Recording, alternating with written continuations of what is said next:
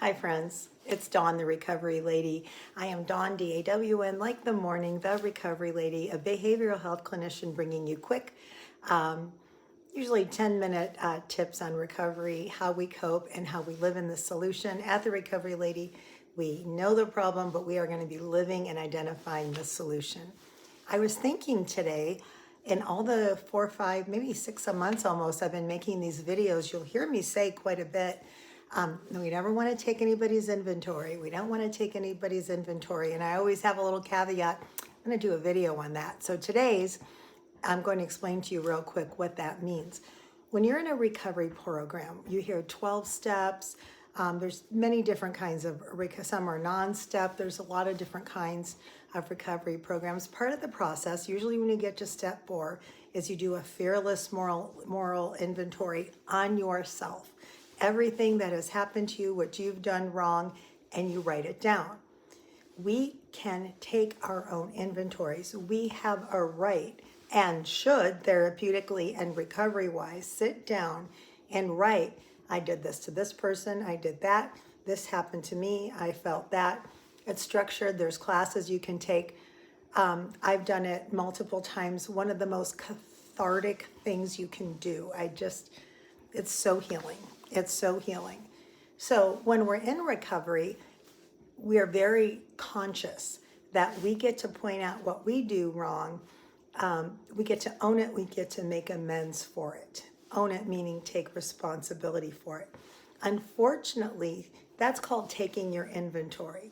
You could find yourself having a resentment against somebody and then say, hey, I need to go do a 4th step or an inventory on that and write out how I'm feeling, who hurt me, who I hurt, restitution, all those types of things. Unfortunately, what we do, especially folks not in recovery who haven't been exposed to any therapeutic modalities, hey, let me just tell you, decades ago when I started all this, I was guilty of exactly what I'm going to tell you right now.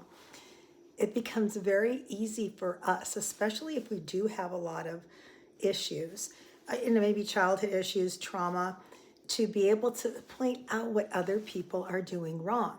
Why would you do that? Oh, you're drinking? Well, just stop. Why don't you just stop? If you would just stop and you would go to groups and you would call your sponsor and you would do all these things, you'd be sober. And it doesn't matter where you're from. I mean, I've heard MDs, attorneys, scientists, I've worked in all levels of care say, spouses say to their loved one and partners and family members, why don't they just stop? They love the addiction more than me. They love this more than me. And that's called, when we're telling somebody else how to run their life, what they need to do to fix it for themselves, that is called taking their inventory. The worst violation of this is when you are doing that to people in your life, even people you meet, and nobody asks for your help. Nobody asks for your opinion. You'll see, there's an old saying, and on the thumbnail for this video, I'm pointing. And there's an old saying, when you're pointing the finger at somebody else, you're pointing 3 back at yourself. And the reason that's such a brilliant old saying is that as codependents, and when we are telling other people what they should do and getting all righteous and complaining to our friends and our clergy and our therapists and anybody, or church or temple or synagogue, anybody who will listen, and we're saying this is what you should do, and then we get into the victim role. That's all. Doesn't mean you don't love the person or care about the person. That's all smoke and mirrors.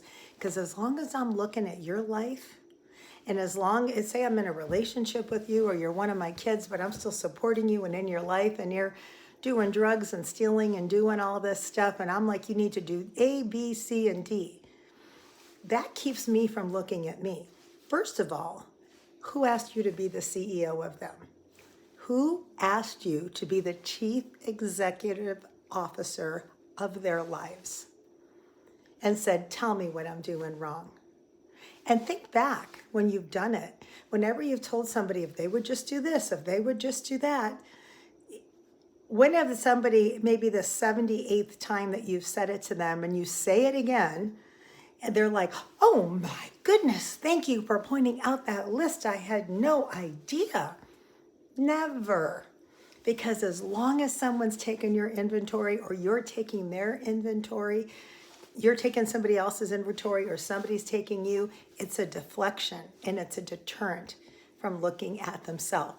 As long as I'm telling you what you need to do, because hey, I have all the wisdom, whoever I am, and from the outside, especially well-meaning friends and family members, especially with substance abuse, really do think they have the answers. I was one of those people, and that's how I became a behavioral health clinician. And then I started to understand, addiction is a midbrain disorder. There's a dysregulation of mu receptors. There's a lot of physiological things going on there. And when I'd have a family member sitting in my office with their loved one who was in recovery for whatever the issue was, and they'd say, and Bob did this, and Sally did this, and Sue did this, I would stop it. Because when you do that to somebody, it actually has the opposite effect. When we think we're so wise that we have the right to just sit and tell somebody what to do, and hey, you might say, well, that's my spouse, it's my partner, it's my child, it's my sibling, it's my brother. It's still the same. Because if you're having that person in your life, when they're in destructive behavior patterns and you're supporting them and giving them a place to live and eat and do all that, now you're part of the problem. You can sit and complain about them all day long and it deflects from you. Because the truth is, if you hold a mirror up to yourself, why are you in the relationship with somebody like that? Why are you allowing somebody who's stealing and lying and cheating from you, I don't care if it's a family member, friend, loved one, in your house and in your life, if they're having that destructive lifestyle? That's putting the lens back on yourself. The problem is with you. You're not responsible for their behavior. You didn't cause it. You didn't create it. You can't cure it. However, if you're allowing it around you and you're tearing the person down, taking their inventory, now you're part of the problem. In fact, I have had clients, not a lot, maybe a handful through the course of my career, where the family member, the loved one, is so toxic, taking their inventory. He needs to do this, or she needs to do that, and Bobby needs to do this, and Keith needs to do that, and do all these things and they're beating them down so much. I'm going to tell you, somebody who's making mistakes, who's in recovery for an addiction, who's struggling, there is nobody, and I worked with a lot of people who has a lower self-esteem than somebody in recovery. They already feel bad about themselves and their choices. You beating them down become part of the problem. And I've had a few times, as I said, where I've had to say, you need to separate from this family member or friend, a well-intentioned person, because the condemnation was making them sicker. The solution is, in this situation for you, if you're the one taking somebody's inventory, is, why does it bother you? Why are you letting yourself be exposed to it? Turn the mirror around and look at you, and how did you end up in a relationship like this? What was broken in you? Look, we don't have a lot of time in these videos, and I'm direct as it is, but if we want to get healthy, we can't do innuendo. If you find yourself telling somebody, well, why don't you do this, this, and this? I've had this happen with friends. I had one friend do it to another friend, and the friend who was taking the other friend's inventory said, well, we're in a small group together. We should be able to speak truth into each other's lives. Look, we all have 2 or 3 people. That's our close inner circle. There's layers of people that we let in our lives. There's 2 or 3 that are closest to us. We give them. My best friend, she has permission to speak truth into my life, and I invite it. Somebody else a couple tiers out says it, it's a repellent. I don't need you taking my inventory. It is destructive. Why do you feel the need to deflect?